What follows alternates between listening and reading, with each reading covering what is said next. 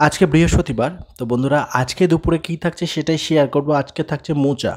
গতকাল বাজার থেকে মোচা, ওটাকে কী বলা হয়? খারকোল পাতা, সাথে এনেছিলাম হচ্ছে ওই থোড়, মানে ভাড়ালি। তো কালকে তো খারকোল পাতা, থোড় এগুলো রান্না করেছিলাম। আজকে মোচাটা রান্না করব। তো বন্ধুরা সকাল সকাল মোচাটা নিয়ে রান্নাঘরে চলে এসেছি।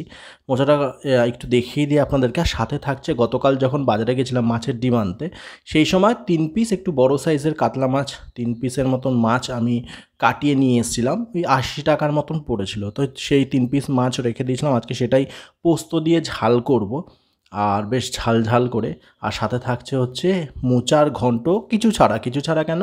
ছোলাও দেবো না, বাদাম দিচ্ছি না, বা চিংড়ি মাছ দিচ্ছি না, বা মুগ ডাল দিয়েও করছি না। কারণ ছোলা বাদাম দিয়েও বেশ ভালো লাগে খেতে। মানে বাদামটা কমই দেওয়া হয়। আমি এরকম করি যে ছোলা বাদামটা একসাথে দিয়ে দিই। কিন্তু ছোলা দিয়ে বেশ ভালো লাগে খেতে। সাথে চিংড়ি মাছ হলে ভালো লাগে, বা মুগের ডাল। তো ওগুলো কিছুই না, আজকে খুব সাধারণভাবে রান্নাগুলো করবো। তো বন্ধুরা আমি দুর্জয়, আমার রান্নাঘরে ছোট্ট আরেকটি পর্বে সবাইকে স্বাগত জানিয়ে আজকের রান্নার চটপট শেয়ার করব। তো আজকে মোচার ঘন্টর জন্য মোচাটা নুন আর হলুদ দিয়ে খুব ভালো করে প্রেসার কুকারে সেদ্ধ বসিয়ে দিচ্ছি। পাশাপাশি যে মাছ রয়েছে, মাছটা ধুয়ে নিয়েছিলাম। একটু বড় সাইজের ৩টে মাছ ৮০ টাকা নিয়েছে।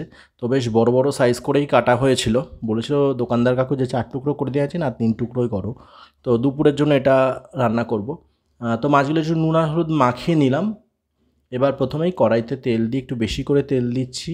তেলটা দিয়ে ওর মধ্যে মাছগুলোকে দুটো মানে দুটো করে মাছ ভেজে নেবো। যেহেতু কড়াইটাও ছোটো আর মাছগুলোর সাইজ বেশ বড়, দুটো মাছ দিয়ে পরে আরেকটা আলাদা করে ভেজে নেবো। তো বন্ধুরা আজকে দুপুরটা কিন্তু বেশ গরম গরম কাটছে। কারণ হচ্ছে রান্নাঘরে দেখলাম আজকে ঘামটা অনেক হচ্ছে আমি রান্না করার সময়। গতকাল একটু হালকা বৃষ্টি বিকেলের দিকে দুপুরের পর হয়েছিল, কিন্তু সেই বৃষ্টিটা আমার মনে হয় হওয়ার পরে গরমটা বেশি পড়েছে। তো যাই হোক, গরম যেমনই হোক রান্নাটাও করতে হবে। তো আজকে দুটো রান্না শেয়ার করছি। যদি ভালো লাগে অবশ্যই আপনাদের মতামত জানাবেন। আর শীত, গ্রীষ্ম, বর্ষা, শরৎ, হেমন্ত এই ঋতুগুলো নিয়ে আমাদের চলতে, আর আমার বেশ ভালোই লাগে প্রত্যেকটা ঋতুর এক এক রকম আমেজ, এক এক রকম খাওয়া দাওয়া তো অনুভব করতে। তবে শীতকালটা আমার বেশি পছন্দের, কারণ এই সময় খেয়ে ঘুমিয়ে ঘুরে গল্প করে কাজকর্ম করে বেশ আরাম। যদিও বা মানে ভীষণ কুড়েমির একটা সময়। সকালবেলা আমার ঘুম থেকে ভীষণ উঠতেই ইচ্ছে করে না। এমনিও আমি কোনোদিনই খুব তাড়াতাড়ি যে ঘুম থেকে উঠি এরকম না। কিন্তু শীতকালে যেন কুড়েটা একটু বেশি হয়ে যায় আমি। তো যাই হোক বন্ধুরা, এদিকে মাছটা ভাজা হয়ে গেছে। তেলের মধ্যে আমি একটু ফোড়ন দিয়ে দিলাম, সাথে শুকনো লঙ্কা দিলাম। দিয়ে আমি এখানে একটা ছোট্ট সাইজের একটা টমেটো ছোটো ছোটো করে কেটে রেখেছিলাম, সেটা একটু নুন দিয়ে ভালো করে নরম করে ভেজে নিলাম। গলে যাওয়ার পর পোস্ত বাটা, কাঁচা লঙ্কা বাটা, একটু আদা বাটা, এটা আমি এর মধ্যে দিয়ে দিলাম। দিয়ে একটু নেড়ে চেড়ে যখন দেখলাম ফুটে গেছে মোটামুটি, মাছগুলো দিয়ে একটা কাঁচা লঙ্কাও দিয়ে দিলাম ঝালের জন্য, মানে এটা বেশ গন্ধের জন্য ভালো লাগবে। পাশাপাশি মোচাটা সেদ্ধ হয়ে গেছে, মোচাগুলো নাবিয়ে জলটা ঝরিয়ে নিচ্ছি। আর হাত দিয়ে একটু চটকে নেবো, এর যে কষটা সেটা বেরিয়ে আসবে, খেতে ভালো লাগবে। বেশ ভালো হয় যদি রাতের দিকে মোচা কেটে একটুখানি নুন আর হলুদ দিয়ে ভিজিয়ে রেখে রাখা যায়, তাহলে যদি কষ ভাব থাকে সেটা বেরিয়ে যাবে। তবে হ্যাঁ, সব মোচা তো আর সমান হয় না, এক এক রকম কলার মোচা এক এক রকমের হয়। তবে আজকের মোচাটা দেখলাম বেশ ভালো। তো যাই হোক, মাছটা হয়ে গেছে। নামানোর আগে একটু কাঁচা সর্ষের তেল ওপর থেকে দিয়ে দিলাম। দিয়ে এবার আমি নামিয়ে নেবো। রেডি হয়ে গেল পোস্ত দিয়ে, আদা বাটা দিয়ে, কাঁচা লঙ্কা বাটা দিয়ে, একটা শুকনো লঙ্কা ফোড়ন দিয়ে, বড় সাইজের কাতলা মাছ ৩টে, তার একটা ছোট্ট ঝাল পোস্ত দিয়ে। আর পাশাপাশি এখানে আমি থালার মধ্যে খুব ভালো করে মোচা যেগুলো সেদ্ধ করেছিলাম হাত দিয়ে একটু ঠান্ডা হওয়ার পর এভাবে চটকে নিচ্ছি, যে কষটা সেটা বেরিয়ে যাবে। আর পাশাপাশি এত আওয়াজ, যাই হোক আওয়াজগুলো চলে আসে, কিছু করার তো নেই। তবে হ্যাঁ, চেষ্টা করি যতটুকু আওয়াজটা বাদ দিয়ে আমার ভয়েসটা দিয়ে ভিডিওগুলো করা যায়। তেলের মধ্যে শুকনো লঙ্কা, জিরে, তেজপাতা, গোটা গরম মশলা, এলাচ, লবঙ্গ, দারচিনি দিলাম।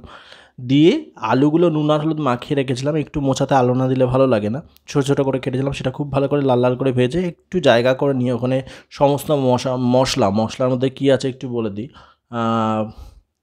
আদা বাটা, সাদা জিরে বাটা, আর এর মধ্যে কাঁচা লঙ্কা বাটা, সাথে আছে মৌরি বাটা। মৌরি দিয়ে কিন্তু স্বাদ ভীষণ ভালো আসে। তো ওই মশলা বাটাগুলো দিয়ে দিলাম। তো সেগুলো দিয়ে খুব ভালো করে মশলা কষিয়ে সেদ্ধ করে রাখা যে মোচা রয়েছে সেগুলো দিয়ে স্বাদ অনুযায়ী আরেকটু নুন দেবো, কারণ নুন আর হলুদ দিয়ে সেদ্ধ করাই আছে।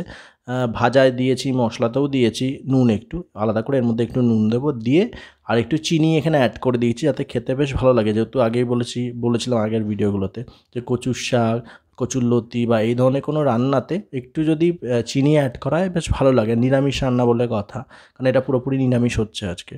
তো সমস্ত কিছু দিয়ে খুব ভালো করে নেড়েচেড়ে একটু ঢাকনা চাপা দিয়ে বেশ কিছুক্ষণ যখন নেড়েচেড়ে নিলাম, মোটামুটিভাবে রেডি হয়ে গেছে। নামানোর আগে একটুখানি ঘি দিলাম, আর গরম মশলা আলাদা করে বাটা দিলাম না, গোটা দিয়েছি বলে একটু ঘি দিলাম, দিয়ে নেড়েচেড়ে নামিলাম। রেডি হয়ে গেল আজকে মোচার ঘন্ট, একদম খুব সাধারণভাবে, কিছু ছাড়াই। আর কিছু ছাড়া বলতে চিংড়ি মাছ বা মুগ ডাল বা ছোলা ছাড়া রেডি হয়ে গেল। আর বিভিন্নভাবেও করা যায়, আজকে খুব সাধারণভাবেই করলাম। সাথে হচ্ছে রুই মাছ মানে কাতলা মাছ ঝাল করেছিলাম পোস্ত দিয়ে। তো বন্ধুরা, দুটো রান্না আজকে শেয়ার করলাম, কেমন লাগলো জানতে ভুলবেন না। ভালো থাকবেন, সুস্থ থাকবেন, সাবধান থাকবেন। খুব তাড়াতাড়ি দেখা যাচ্ছে আমার রান্নাঘরে। আজকে এটুকুই, টাটা।